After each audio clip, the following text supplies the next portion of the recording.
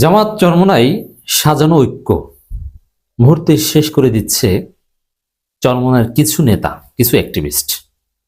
বিশেষ করে অ্যাক্টিভিস্টদের কথাবার্তা এটা নানান কৌশলের অংশ বা এটা হতে পারে, কিন্তু শীর্ষ পর্যায়ের নেতারা মাঠ পর্যায়ে অনৈক্য ছড়িয়ে দিয়েছে, বিভেদ ছড়িয়ে দিয়েছে, কাদা ছড়াছড়ি ছড়িয়ে দিয়েছে। আমি চ্যালেঞ্জ দিয়ে বলছি, জামাত চরমোনাই আসন বন্টন নিয়ে, আসন সমঝোতা নিয়ে যে জটিলতা সোফার আপনারা লক্ষ্য করছেন, এই বিষয় নিয়ে জামাতের কোনো গুরুত্বপূর্ণ নেতা একটা টু শব্দ করেছে? এটা in processing, on the table. সেখানে জামাতের কোনো পর্যায়ের নেতা কোনো নেতিবাচক মন্তব্য করেননি। না, চরমোনাইকে এত দিব কেন? জামাতের মাঠ পর্যায়ের অনেকে অসন্তুষ্ট হচ্ছে যে জামাতের সাজানো গোছানো বাগান চরমোনাইকে দিয়ে দিচ্ছি, কিন্তু জামাতের কোনো গুরুত্বপূর্ণ নেতা এখন পর্যন্ত একটা নেতিবাচক শব্দ বলেননি। অথচ চরমোনাইয়ের গুরুত্বপূর্ণ লোকজন, চরমোনাইয়ের মূল নেতা নির্বাচনী রাজনীতি মুফতি রেজাউল করিম সাহেব তো নির্বাচন করেন না, তিনি দলের আমির, কিন্তু নির্বাচন যারা করেন তাদের মধ্যে প্রধান হচ্ছেন মুফতি ফয়জুল করিম শায়েখে চরমোনাই। তিনি যেসব নোংরা শব্দ ব্যবহার করেছেন, যেটা খুবই আপত্তিকর, যেটা ইনডিসেন্ট, তিনি বলছেন যে ফাইজলামি করতে আসছেন, জোট করতে আসছেন না ফাইজলামি করতে আসছেন। এটা কোনো শিক্ষিত রাজনীতিবিদের ভাষা হতে পারে যে জোট করতে আসছেন না ফাইজলামি করতে আসছেন? আবার আবদারটা কি, না এটা তো আমার আসন, এটা আবার কে চায়? এটা কোনো ভাষা? অথচ জামাতের আমির বলেছে যে আমার নিজের আসন ছেড়ে দেওয়া লাগলো আমি দিব। আর শায়েখে চরমোনাই কি বলছে? এটা আমার আসনে, এটা অন্য কেউ চাইবে, এটা এটা কি কল্পনা করা যায়? এটা তো হতেই পারে না। অথচ তার নিজ আসনে বরিশাল 5 আসনের কথা বলছি, চরমোনাই চাইতে জামাতের 2 থেকে 2.5 গুণ বেশি ভোট আছে, একদম মিনিমাম ধরলে। আর সামাজিক রাজনৈতিক শক্তি এগুলো বিবেচনা করলে কয়েক গুণ বেশি আছে।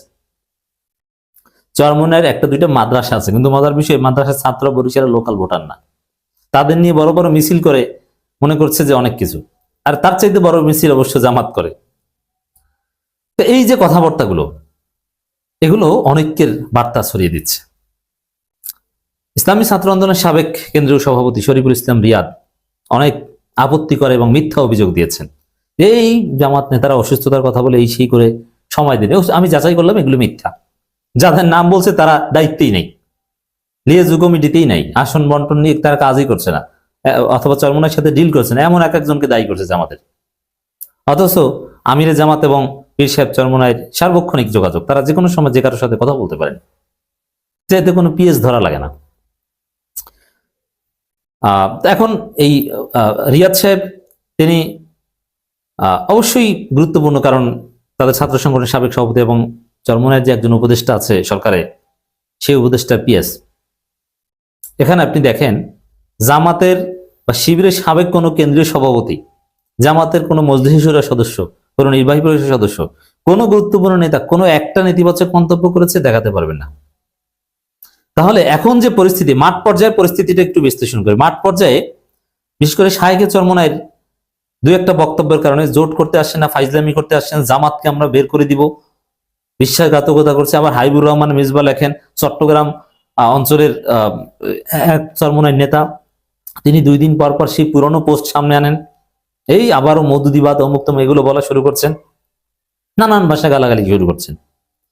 তো এই যে কথাগুলো চরমোনাইয়ের পক্ষ থেকে, যেটা জামাতের পক্ষ থেকে কেউ বলে নাই যে চরমোনাই তো আওয়ামী লীগের দালালি করেছে, দেখাতে পারবেন?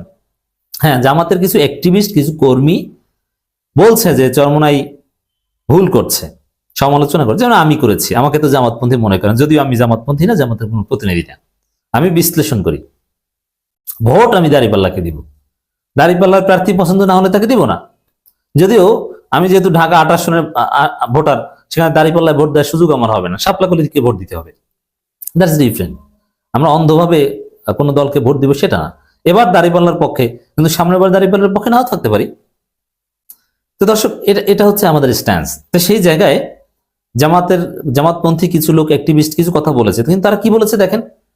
তারা বলছে যে চরমোনাই কাজটা ঠিক করছে না, তারা অবাস্তব কল্পনা বিলাসিনী মসজিদ, তারা বেশি সংখ্যক আসন চাচ্ছে, এটা বাড়াবাড়ি, এটা ঠিক হচ্ছে না। কিন্তু তারা একবারও বলেছে যে চরমোনাই আওয়ামী লীগের দালালি করেছে, তারা ভারতের খপ্পরে পড়েছে, এইসব কোনো শব্দ চয়ন করেছে? করে নাই। আর চরমোনাই শীর্ষ পর্যায় থেকে বলা হচ্ছে মওদুদিবাদী অমুক তমুক। সেই পুরনো কথা বলা হচ্ছে, এবং ৭১ নিয়েও জামাতকে খোঁচা দেয়, যেটা আওয়ামী লীগ ছাড়া কেউ দেওয়ার কথা না। তাহলে এই মাঠ পর্যায়ে যে অনৈক্যের বার্তা, অনেকে কষ্ট পাচ্ছে, বিশেষ করে সাধারণ ইসলামপন্থীরা খুব কষ্ট পাচ্ছেন। আমাদের কাছে অনেকে মেসেজ দিচ্ছেন, জামাতেরও অনেকে, চরমনেরও অনেকে, বিশেষ করে নিরপেক্ষ অনেকে মেসেজ দিচ্ছেন, যারা কোনো দলের সাথে অতীতে ছিলেন না, কিন্তু এবার জামাত চরমনের ঐক্য দেখে তারা অনুপ্রাণিত ছিলেন যে না, এবার হুজুর এক হয়েছে। এরকম কমপক্ষে 4 জনের সাথে আমার কথা হয়েছে। আমি সাধারণত খুব কম মানুষের সাথে ইন্টারাকশন করি ব্যক্তিগত জীবনের কারণে বা ব্যস্ততার কারণে। তো 4 জনের সাথে আমি কথা বলতে বাধ্য হয়েছি তাদের অনুরোধের কারণে। তারা আমাকে রিকোয়েস্ট করেছে, ভাই যেভাবে পারেন ঐক্যটা রাখেন। তারা হতাশ, এবং এতদিন চরমনাইর কাছে জামাতের লোকজন দিনই ভাই ছিল, এখন কেমন যেন একটু নাক ছিটকায়। জামাতেরও অনেকে বিরক্ত বোধ করছে যে আমাদের সাজানো বাগান এদেরকে দিয়ে দিব, এটা তো হয় না। তো তাহলে কি দেখলেন, এই যে চরমনের লোকজন ৭১ রাজাকার, মওদুদিবাদী, কাদিয়ানি, ভণ্ড ফেরকা, অমুক তমুক, ফেরকায় বাতেলা, এইসব নানান উদ্ভট, এবং জামাত ঐতিহাসিকভাবে মোনাফেক, জামাতের কারণে ইত্তেহাদ ভেঙে গেছে, অমুক তমুক, এইসব নানান গল্প নিয়ে এসেছে। অথচ জামাত একবারও বলে নাই যে এরা আওয়ামী লীগের দালালি করেছে সারা জীবন। গত 15 বছরে সবাই নির্যাতিত হয়েছে, কিন্তু চরমনাই সবচেয়ে, আওয়ামী লীগের পর সবচেয়ে বেশি রাজনৈতিক সুবিধা পেয়েছে চরমনাই, তারপরে জাতীয় পার্টি। যদিও চরমনাই এমপি মন্ত্রী ছিল না, বহাল তবিদি ছিল, তাদের কিচ্ছু হয়নি। তো এইসব কোটা কি জামাত দিয়েছে? তাই নাই। আর চরমনাই যত কোটা আছে সব দিয়ে দিয়েছে। আর এই চরমনের এই খোটার কারণে আজকে মাঠ পর্যায়ে, গ্রামে গঞ্জে, হাটে বাজারে ইসলামপন্থীদের মধ্যে যে একটা সুন্দর ঐক্য, সুদৃঢ় একটা ঐক্য গড়ে উঠেছিল, সেটা আজকে ভাঙনের মুখে।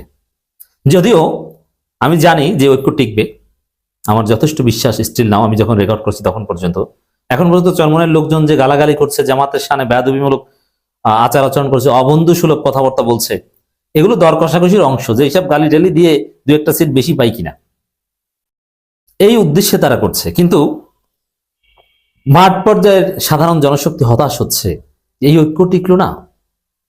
জামাত রাজনৈতিকভাবে বাস্তববাদী এবং তারা ম্যাচিউর পলিটিক্যাল পার্টি, তারা এখন বাংলাদেশের লার্জেস্ট পলিটিক্যাল পার্টি, তাদের তেমন হতাশার কিছু নেই।